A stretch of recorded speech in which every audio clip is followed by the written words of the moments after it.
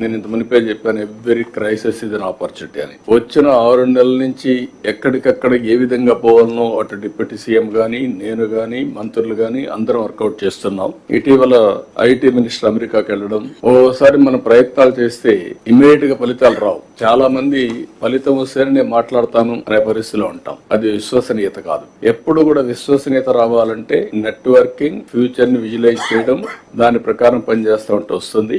అందుకే మొన్నే IT minister గారు అమెరికాకు పోయినప్పుడు అందరినీ కలిసి అదే మాదిరిగా గూగుల్ క్యాంపస్ కూడా వెళ్లి వాళ్ళు రిక్వెస్ట్ చేశారు. దాని ఫలితం ఈ రోజు గూగుల్ కంపెనీ విశాఖపట్నానికి రావడానికి మీకంటే ముందే ఒక ఎంఓయూ చేసి ఇక్కడికి వచ్చాం. దానికే లేట్ అయింది. ఒక హాఫ్ అన్ అవర్ లో మీటింగ్ అవుతుంది అనుకున్నాం, కానీ వాళ్ళు కూడా మనం ప్లీజ్ చేయాల్సిన అవసరం ఉంది. ఎవరైనా వచ్చినప్పుడు మీకు కూడా బ్యూరోక్రసీ కూడా ఒక లెసన్, అందరికి బ్యూరోక్రసీ కాకుండా మినిస్టర్స్ కూడా మనం గాని ఒక పాజిటివ్ నెట్వర్కింగ్ గాని పాజిటివ్ గా కన్విన్స్ చేయగలిగితే ఆటోమేటిక్ గా పాజిటివ్ యాక్షన్స్ వస్తాయి. ఈ రోజు నేను ఎప్పుడు మాట్లాడుతున్నాను, ఒకప్పుడు ఐటీ మాట్లాడాను, ఆ తర్వాత ఆర్టిఫిషియల్ ఇంటెలిజెన్స్ మాట్లాడుతున్నాం, ఇప్పుడు డీప్ టెక్ గురించి మాట్లాడుతున్నాం. అంటే వేరియస్ మార్పులు చేర్పులు వస్తున్నాయి భవిష్యత్తులో. వారు ఈ రోజు వచ్చినప్పుడు అగ్రిమెంట్ చేసుకునేది ఒక ఎంఓయూ చేశాం. We're looking at a big opportunity in AI. Signed an MOU with Google. This will help in huge development in Visakhapatnam.